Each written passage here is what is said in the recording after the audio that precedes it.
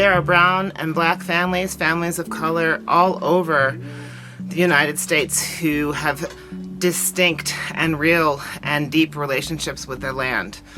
My family is not unique. They encouraged us to explore. They encouraged us to look at sunsets. They encouraged us to find local opportunities to enjoy the outdoors. Part of my work is doing what my family not uniquely did as a mixed race family, with people of color in it. We knew that the outdoors was something for us to enjoy and found those opportunities on our own. I grew up in a working poor, majority black neighborhood in the city of Rochester, and I currently live in an impoverished, mostly white, rural town in Prattsburg. I am proud of belonging to both of these communities. I am a queer, agender person. I am also a light-skinned, black, and multiracial person. I am a citizen ecologist. I am a New York State master naturalist. I'm a licensed veterinary nurse, and I'm a licensed wildlife rehabilitator in the state of New York. I couldn't separate all of the ways that these identities intersect if I tried. I tell this story sometimes about when I first went to college, good old St. Lawrence, and I was going to be an environmental studies major. That was my goal. And my first environmental studies course, we were doing a similar thought practice of what things matter to you about the environment. Why are you here taking this 101 class? And as I was listening to people go around and talk about the reasons why they're in that class, there was a lot of really great and impassioned stuff around different aspects of the environment that people cared about. Nobody mentioned people at all. So in Food for the Spirit, we do a lot of work with Black farmers and food actors in both Buffalo, but also throughout the state.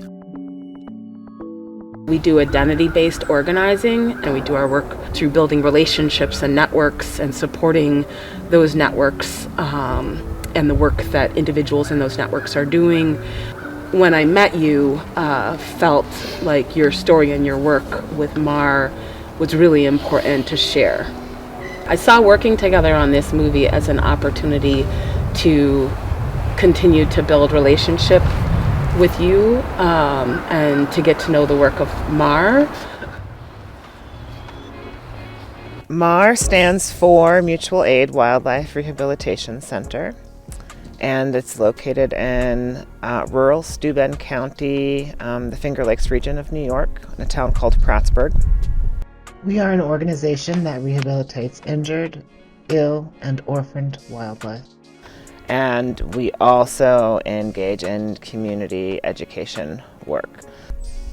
I view my work as a wildlife rehabilitator in service of all of the members of my community, from the wild animal members of my community to the human members of my community. We all share an ecosystem. And so the animal that comes in is never in isolation from the person who has found it.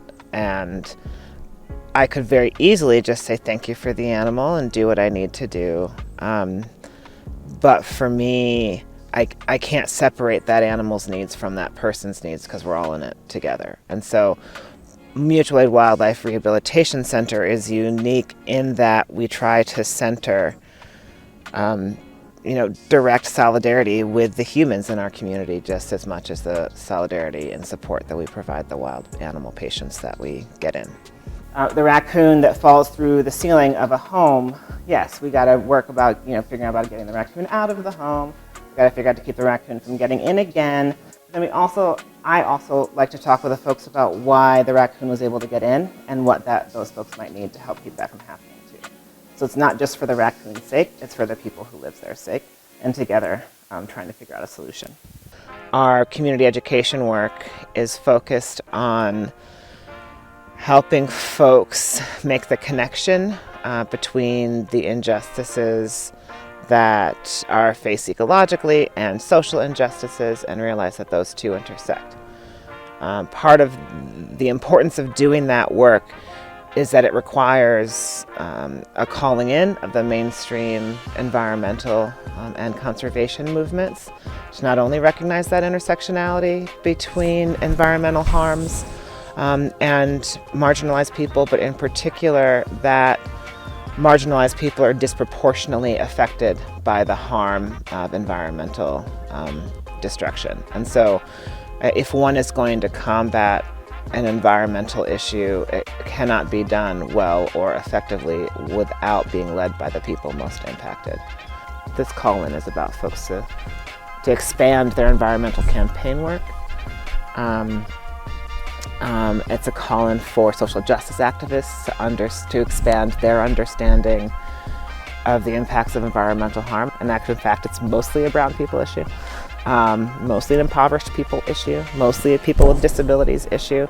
So that's what I'm hoping to do. Look at the work that you are currently doing and how can you make that more intersectional? How can the work that you are working on be